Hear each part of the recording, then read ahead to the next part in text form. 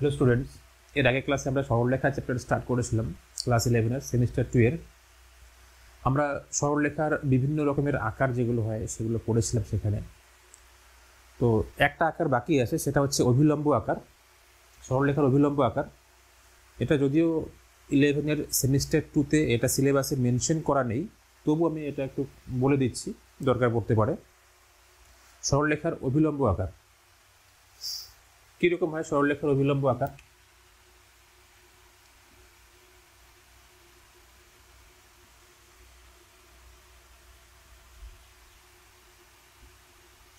একটা সরলরেখার সমীকরণ আমাদের বের করতে বলবে। সরলরেখা দেওয়া থাকবে এইভাবে, এই সরলরেখার সমীকরণ বের করতে বলেছে। বললাম এই সরলরেখাটার সমীকরণ বের করতে হবে। এখানে কি দেওয়া থাকবে? সরলরেখা যে অভিলম্ব, সরলরেখাটার উপর মূল বিন্দু থেকে অভিলম্বের দূরত্ব, এটা হচ্ছে মূল বিন্দু। মূল বিন্দু থেকে অভিলম্বের দূরত্ব, সরলরেখার উপর একটা লম্ব টানবো। মূল বিন্দু থেকে সরলরেখার উপর একটা লম্ব টানলাম। এই লম্বটার দৈর্ঘ্য দেওয়া থাকবে, লম্বটার দৈর্ঘ্য ধরলাম পি, স্মল পি, এটা দেওয়া থাকবে। আর কি দেওয়া থাকবে? সরলরেখাটা এক্স অক্ষে না, সরলরেখাটা না, এই অভিলম্বটা এক্স অক্ষের সাথে যে কোণ উৎপন্ন করেছে, পি অভিলম্ব যেটা আছে, অভিলম্ব, এই অভিলম্ব এক্স অক্ষের সাথে যে কোণ উৎপন্ন করেছে ওই কোণটার মান দেওয়া আছে কত? আলফা। এই ক্ষেত্রে এই সরলরেখার সমীকরণ কত সেটা বের করতে হবে। ধরলাম এই বিন্দুটা এ, এই বিন্দুটা হচ্ছে বি, এ বি সরলরেখার সমীকরণ কত সেটা বের করতে হবে। তো এখানে আর আমি প্রমাণ করছি না, আমি সরাসরি বলে দিচ্ছি সমীকরণটা কত হবে। তো এ বি সরলরেখার সমীকরণ হবে x cos alpha plus Y sign alpha equals to p. এটা হবে হচ্ছে এ বি সরলরেখার সমীকরণ। কত হবে? X cos alpha plus Y sign alpha equals to p. এখানে পি কি? পি হচ্ছে মূল বিন্দু থেকে সরলরেখার উপর লম্ব দূরত্ব, আর আলফাটা কি? সরলরেখার যে লম্বটা আছে, এই লম্বটা এক্স অক্ষের সাথে যে কোণ উৎপন্ন করছে সেই কোণটা হচ্ছে আলফা। এবার আমরা সাধারণ আকার থেকে, সরলরেখার সমীকরণের সাধারণ আকার থেকে অভিলম্ব আকারে কেমন করে প্রকাশ করতে হয় সেটা বের করব। তার আগে একটা এই অঙ্কের একটা এক্সাম্পল নিচ্ছি।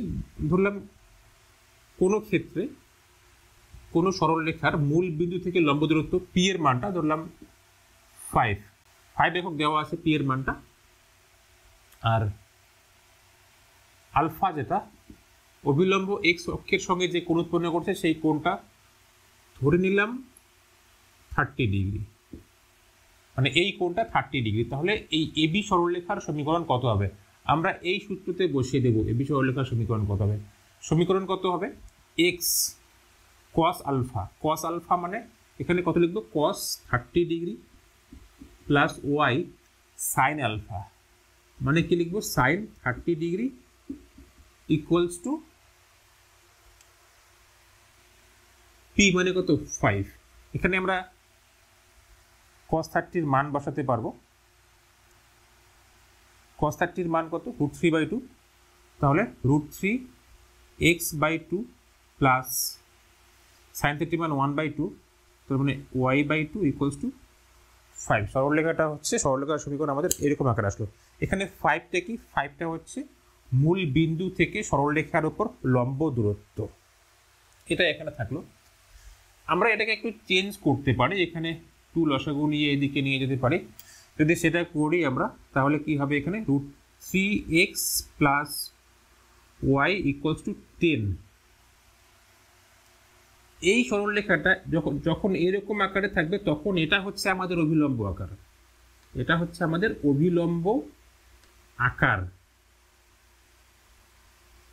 কিন্তু এই আকারটা কিন্তু আমাদের অভিলম্ব আকার নয়, এটা হচ্ছে সাধারণ আকার, সরলরেখার সমীকরণের সাধারণ আকার।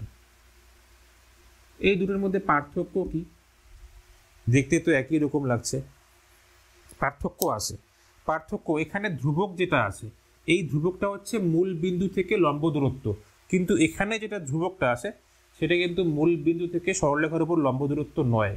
তো যখন ধ্রুবকটা মূল বিন্দু থেকে সরলরেখার উপর লম্ব দূরত্ব হয় তখন সেই আকারটাকে আমরা বলবো অভিলম্ব আকার। ঠিক আছে? এখানে যেটা লম্ব দূরত্ব, মানে এখানে ধ্রুবক কত? 5 আছে, 5টা কি মূল বিন্দু থেকে লম্ব দূরত্ব, তার জন্য এটা হচ্ছে অভিলম্ব আকার। কিন্তু এখানে 10 আছে, দুটোই কিন্তু একই সরলরেখার সমীকরণ, কিন্তু দুটোর আকারের পার্থক্য আছে। এক্ষেত্রে 10 ধ্রুবক যেটা, সেটা মূল বিন্দু থেকে লম্ব দূরত্ব নয়, তার জন্য এই আকারটা সরলরেখার অভিলম্ব আকার হবে না। সরলরেখার সাধারণ আকার কি? ax plus by plus c equals to 0। এখানে ধ্রুবক যেটা আছে, ধ্রুবকটাকে যদি আমরা ডান দিকে নিয়ে যাই, ax plus by equals to minus c। এবার c এর মান যদি এখানে মাইনাস হতো, তাহলে এখানে এসে সিটা সেটা প্লাস হয়ে যেত। সেক্ষেত্রে এটাকে কি আমরা অভিলম্ব আকার বলতে পারি? এটাও তো এরকম আকারেই আসে, অভিলম্ব আকার যেটা এইরকম আকারেই তো আসে। তাহলে এই সরলরেখাটাকে, এটাকে কি আমরা অভিলম্ব আকার বলতে পারবো? এটাকে অভিলম্ব আকার আমরা বলতে পারবো না, কারণ এখানে সি যেটা আসে সেটা মূল বিন্দু থেকে লম্ব দূরত্ব নয়।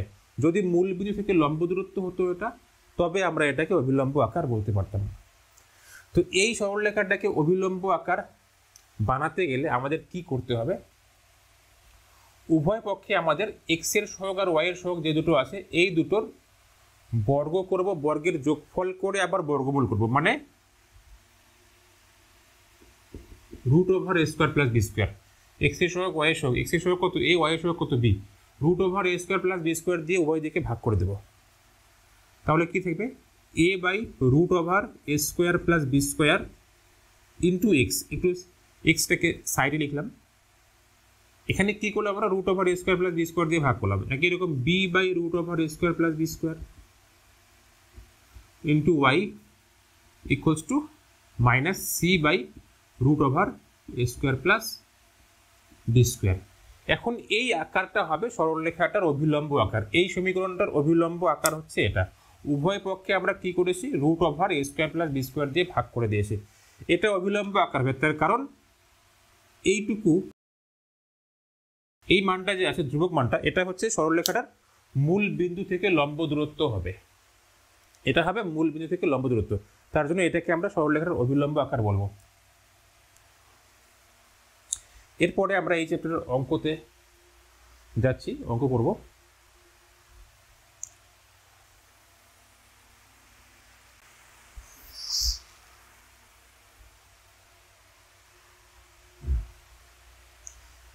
আমি এখানে ছায়ার যে বইটা আছে, ছায়া প্রকাশনের বই, এসএনদের বই, সেই বই থেকে অঙ্ক তুলেছি। সেই বই থেকেই আমি অঙ্কগুলো করাচ্ছি বা অঙ্কগুলো করাবো। প্রথমে অতি সংক্ষিপ্ত উত্তরধর্মীর 2 নম্বর অঙ্ক থেকে শুরু করছি। কি দেওয়া আছে? মূল বিন্দুগামী সরলরেখার সমীকরণকে আর এক্স অক্ষের সমান্তরাল সরলরেখার সমীকরণকে x by A plus Y by B equals to 1 আকারে প্রকাশ করা যায় কিনা সেটা আমাদের বলতে হবে। X by A plus Y by B equals to 1, এটা কোন আকার? এটা হচ্ছে সরলরেখার ছেদিতাংশ আকার। আর এখানে বলা আছে মূল বিন্দুগামী সরলরেখার সমীকরণকে। মূল বিন্দুগামী সরলরেখার সমীকরণ কিরকম হয় সেটাকে একটু ডিসকাস করি আগে। মূল বিন্দুগামী সরলরেখার সমীকরণ, যে কোনো সরলরেখার সমীকরণকে সাধারণ আকারে আমরা লিখতে পারি A X plus B Y plus C equals to 0। এই সরলরেখাটা যদি মূল বিন্দুগামী হয়, মূল বিন্দুগামী মানে যে কোনো সরলরেখা মূল বিন্দু দিয়ে যাবে, মূল বিন্দু, এই মূল বিন্দু দিয়ে যাবে, সেটা এদিকেও যেতে পারে বা এদিকেও যেতে পারে, যে কোনো দিকে যেতে পারে। এটা হচ্ছে মূল বিন্দুগামী সরলরেখা, কিন্তু মূল বিন্দু দিয়ে যাবে মানে, মূল বিন্দু দিয়ে যাবে মানে কি? মূল বিন্দুটা সরলরেখার উপরে থাকবে। মূল বিন্দুটা মানে 0,0 যে বিন্দুটা আসে সেটা সরলরেখার উপরে থাকবে, অর্থাৎ 0,0 বিন্দু এই সরলরেখার সমীকরণকে সিদ্ধ করবে। 0,0 বিন্দু এই সরলরেখার সমীকরণকে সিদ্ধ করবে। তো যদি 0,0 বিন্দু এটাকে সিদ্ধ করে, তাহলে 0,0 বসিয়ে দেই, এক্স এর জায়গাতে 0 আর ওয়াই এর জায়গাতে 0, তার মানে a into 0 plus b into 0 plus C equals to 0। এখান থেকে আমরা পাচ্ছি সি এর মান 0, সি এর মান 0। এই সি এর মানটা এই মেন সমীকরণে বসিয়ে দেই, কি থাকবে? A X plus B Y, C এর মান কত আসলো? 0 আসলো, equals to 0। A X plus B Y equals to 0, অর্থাৎ আমরা কি দেখতে পাচ্ছি? মূল বিন্দুগামী সরলরেখার সমীকরণ এর আকার কিরকম, A X plus B Y equal to zero. এখানে কোনো ধ্রুবক পদ যেটা সি, সেই ধ্রুবক পদটা থাকবে না, ঠিক আছে, শুধু এক্স যুক্ত পদ আর ওয়াই যুক্ত পদই থাকবে। এটা হচ্ছে মূল বিন্দুগামী সরলরেখার সমীকরণ, শুধু এক্স যুক্ত পদ আর ওয়াই যুক্ত পদ থাকবে। তো আমাদের এখানে কি বলেছে, মূল বিন্দুগামী সরলরেখার সমীকরণ। তো যদি এটা সমাধান করতে যাই আমরা সলিউশন, তো কি লিখবো, আমরা জানি সরলরেখার মূল বিন্দুগামী সরলরেখার সমীকরণ, আমরা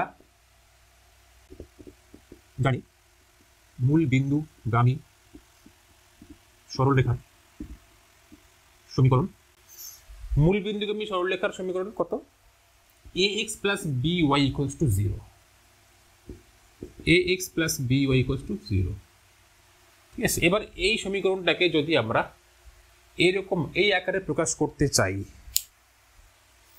ডান দিকে ওয়ান থাকতে হবে, ডান দিকে ওয়ান থাকতে হবে। তো কিছু দিয়ে ভাগ করলে ডান দিকে এখানে কত জিরো আছে, কিছু সংখ্যা দিয়ে ভাগ করলে কি ডান দিকে ওয়ান নিয়ে আসা সম্ভব হবে, ডান দিকে ওয়ান নিয়ে আসা সম্ভব হবে। ওয়ান কখন থাকবে, যখন কোনো ধ্রুবক পদ থাকবে একটা, যখন এখানে কোনো ধ্রুবক পদ থাকবে জিরো বাদ দিয়ে অন্য কিছু ধ্রুবক পদ থাকবে, তখন এটাকে এখানে আমরা ডান দিকে ওয়ান নিয়ে আসতে পারবো, ঠিক আছে। এই সরলরেখার সমীকরণটি, অর্থাৎ এখানে আমরা ডান দিকে ওয়ান নিয়ে আসতে পারছি না, ধ্রুবক পদের মান কত শূন্য, তার জন্য আমরা ডান দিকে ওয়ান নিয়ে আসতে পারছি না। তো লিখে দেব যা x by a plus y by b equals to 1 আকারে প্রকাশ করা সম্ভব নয়। যেহেতু কেন নয়, সম্ভব কেন নয়, যেহেতু ধ্রুবক পদটির মান শূন্য, ধ্রুবক পদটির মান শূন্য বাদ দিয়ে অন্য কিছু থাকতে হতো, তবে সম্ভব হতো। যেহেতু ধ্রুবক পদটির মান শূন্য, তাই সম্ভব নয়। এবার সেকেন্ড কি বলেছে, এক্স অক্ষের সমান্তরাল সরলরেখাকে এরকম আকারে, এক্স অক্ষের সমান্তরাল সরলরেখার সমীকরণ কি, এক্স অক্ষের সমান্তরাল সরলরেখার সমীকরণ হচ্ছে ওয়াই ইকুয়ালস টু ধ্রুবক, ওয়াই ইকুয়ালস টু ধ্রুবক। তো এখান থেকে ঠিক করছি একটু,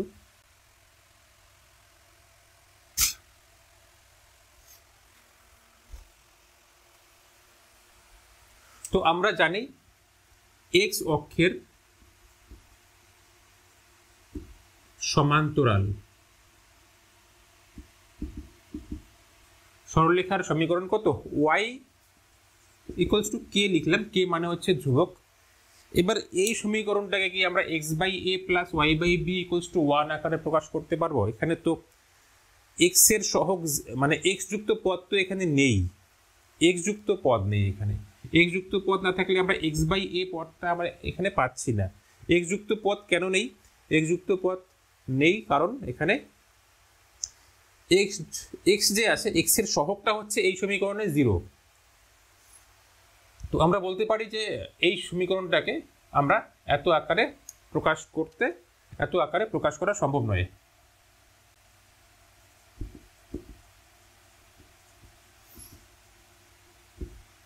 কারণ কি, সমীকরণে কোনো x যুক্ত পদ নেই, বা x এর সহগ 0 এটাও বলতে পারি, কারণ সমীকরণটিতে x যুক্ত পদ নেই। কমপ্লিট। কোশ্চেন নাম্বার 3 কি বলা আছে, n এর মান ঋণাত্মক হলে এই সরলরেখার অভিলম্ব আকার কত হবে সেটা বের করতে বলেছে। অভিলম্ব আকার মানে কোনটা, x cos alpha plus y sin alpha equals to p। তো এই সরলরেখার অভিলম্ব আকার বের করার জন্য সমীকরণটাকে লিখবো আমরা lx plus my plus n equals to 0। এটা প্রদত্ত। সবার প্রথমে আমরা কি করব, এনটাকে ডান দিকে নিয়ে যাব। তারপরে নিয়ম কি ছিল, root over L square plus M square দিয়ে উভয় দিকে ভাগ করে দেব। L by root over L square plus M square into X plus M by root over L square plus M square into Y equals to minus N by root over L square plus M square. N এর মান কি বলেছে, ঋণাত্মক বলেছে, তাহলে N এর আগে মাইনাসটা রেখে দেবো। এন এর মান যদি ধনাত্মক বলতো তাহলে এই মাইনাসটাকে আমরা এই দুটোর আগে দিতাম।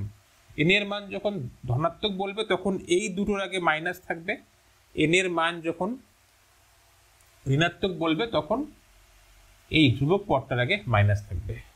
এটাই হচ্ছে সরলরেখাটার অভিলম্ব আকার, ব্যাস এটাই অ্যান্সার।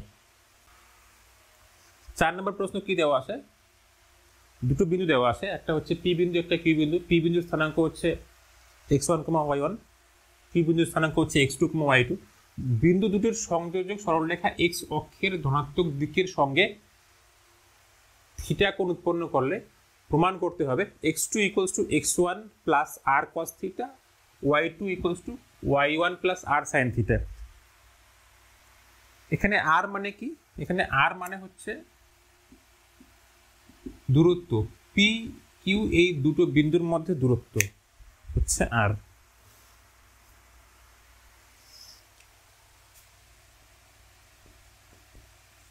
ছবিটা এঁকে নিচ্ছি কি রকম, কি বলা আছে, পি কিউ দুটি বিন্দু,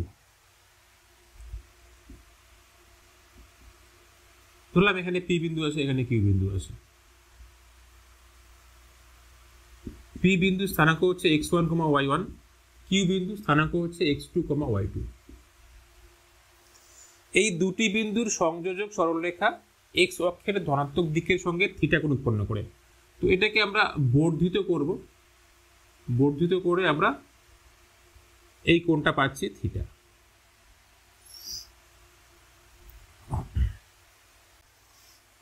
আমরা লিখব পিকিউ সরলরেখাটি, পিকিউ সরলরেখাটি x অক্ষের ধনাত্মক দিকের সঙ্গে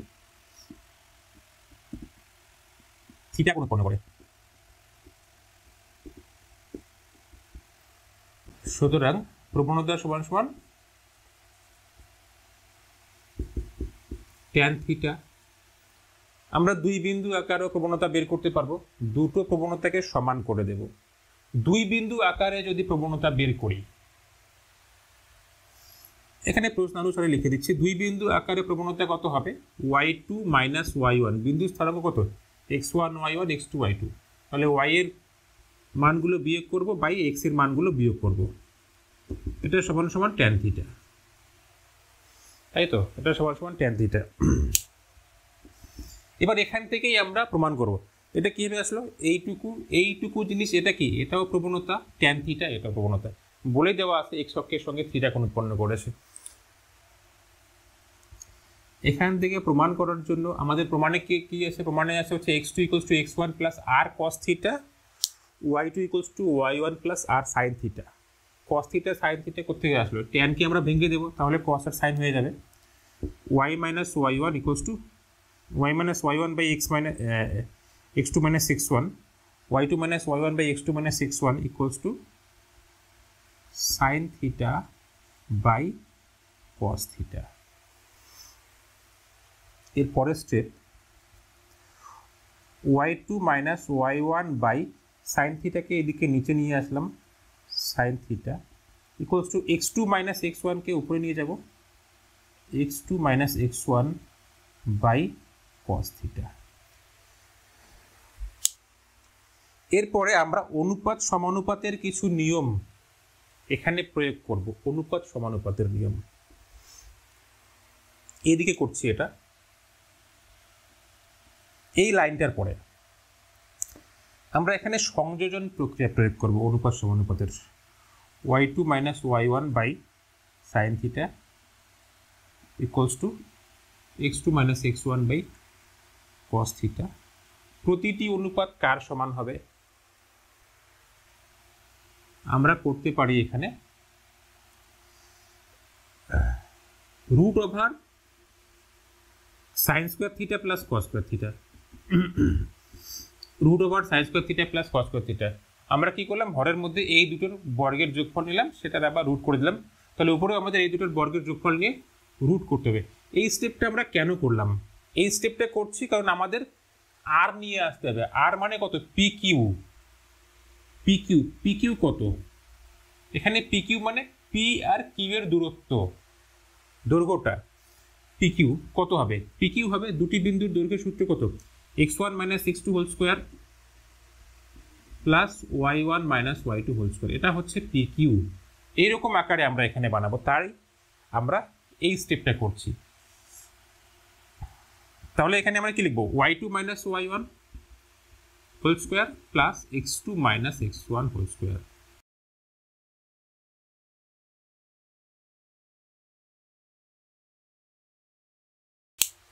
এখানে আমাদের x1 - x2 হোল স্কোয়ার আছে, এখানেও x2 - x1 হোল স্কোয়ার আছে, একই ব্যাপার। x2 - x1 হোল স্কোয়ার আর x1 - x2 হোল স্কোয়ার একই ব্যাপার। এই যে এখানে আমাদের পি কিউ, এটা বলতে পারি পি কিউ, ঠিক আছে। আর sine square theta plus cos square theta মানে তো 1ই। এটার মানে প্রশ্নতে কি দেওয়া আছে? আর দেওয়া আছে, তো লিখে দিই যেহেতু পি কিউ সমান সমান এত সমান সমান আর, তাহলে এর জায়গাতে আমরা আর লিখতে পারবো। আর নিচে sign square theta plus cos square theta মানে 1, 1কে রুট করলে 1ই আসবে। y2 - y1 by sine theta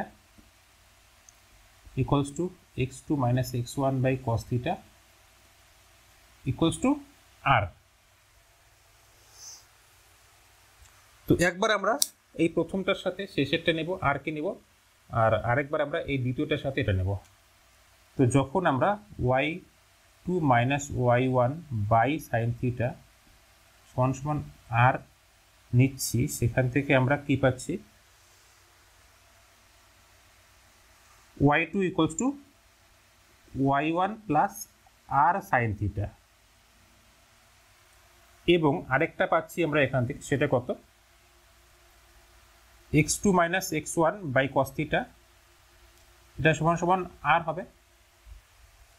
এখান থেকেও আমরা লিখতে পারবো, এটাকে এদিকে নিয়ে গেলাম আর কস থিটা, তারপরে x1টা নিয়ে যাবো ওদিকে, x2 equals to x1 plus r cos theta. এটাই প্রমাণ করতে বলেছে আমাদের, প্রমাণ হয়ে গেল। Question number 5, x cos alpha plus y sin alpha equals to p সরল রেখা অক্ষ দুটির সঙ্গে যে ত্রিভুজ উৎপন্ন করে তার ক্ষেত্রফল নির্ণয় করতে বলেছে। ছবিটাকে বুঝতে হবে কিরকম। অক্ষ আঁকলাম, x অক্ষ, y অক্ষ। সরলরেখার সমীকরণটা কত? x cos alpha plus y sin alpha. ধরলাম সরলরেখাটা এরকম আকারে হবে, ধরলাম এটা। তাহলে এখানে অক্ষ দুটির সঙ্গে যে ত্রিভুজ উৎপন্ন করলো সেই ত্রিভুজটা কোনটা? এটা নাম দিই, এটা মূল বিন্দু ও, x অক্ষকে এ বিন্দুতে ছেদ করেছে এবং y অক্ষকে বি বিন্দুতে ছেদ করেছে। আমরা এই সরলরেখাটাকে ধরলাম এরকম হলো, সেটা এদিকেও থাকতে পারত, মানে x অক্ষকে আর y অক্ষকে ছেদ করবে, কোথাও না কোথাও ছেদ করবে, সেটা মাইনাসের দিকেও ছেদ করতে পারে। তো আমরা সাধারণত সেটাকে পজিটিভের দিকেই আমরা ছবিটা আঁকবো আর কি। এই যে ত্রিভুজটা যে উৎপন্ন করলো, এই ত্রিভুজের ক্ষেত্রফল বের করতে হবে। এই ত্রিভুজের ক্ষেত্রফল বের করার জন্য আমাদের ভূমি লাগবে, মানে ও এ লাগবে আর ও বি লাগবে, ও এ আর ও বি। তার মানে আমরা যদি এটাকে ছেদিতাংশ আকারে বের করতে পারি, ও এটা কি এক্স অক্ষের উপর ছেদিতাংশ, ও বি কি ওয়াই অক্ষের উপর ছেদিতাংশ।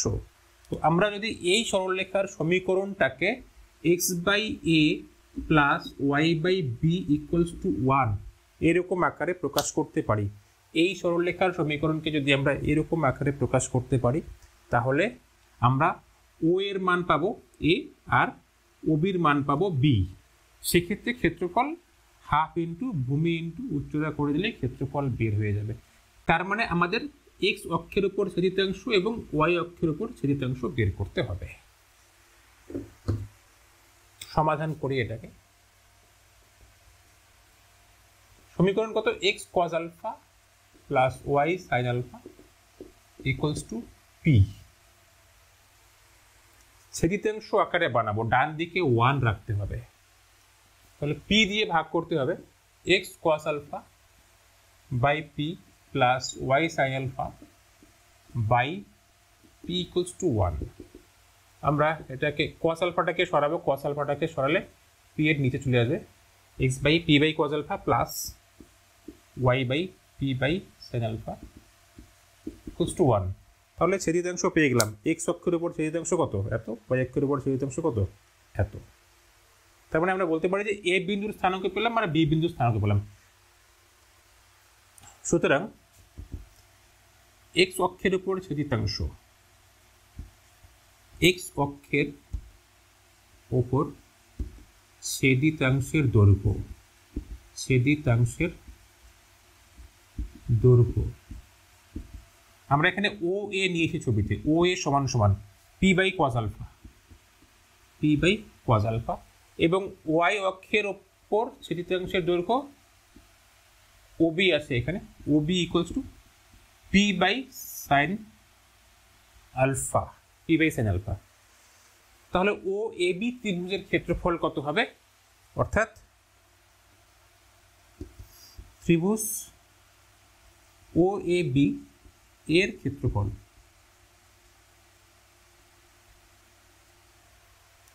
কত হবে, হাফ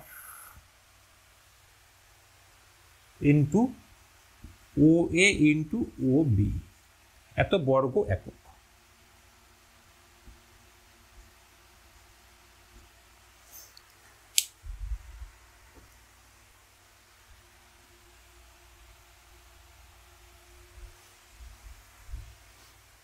হিসেবটা এইদিকে করছি, হাফ ও এ কত, ও এ হচ্ছে